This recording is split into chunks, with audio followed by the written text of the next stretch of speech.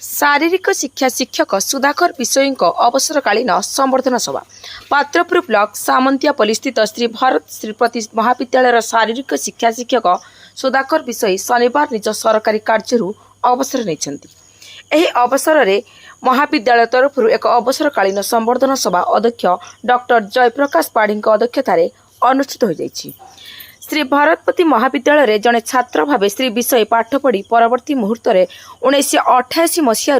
शारीरिक शिक्षा भाव दीर्घ 37 वर्ष कार्य कर शनिवार अवसर ग्रहण कर अवसर ग्रहण संबर्धना अवसर में उपस्थित महाविद्यालय अध्यापक अध्यापिका और कर्मचारी माने शारीरिक शिक्षा शिक्षक को महाविद्यालय प्रति रही यथेष्ट अवदान से सबुबले मन रहिबे बोली कहिथिले। श्री विषय 8 वर्ष धरी प्रशासनिक दायित्व तुलाइबा सह युव रेडक्रॉस रे प्राथमिक सहायता दे राज्यपाल पुरस्कार पाइथिले।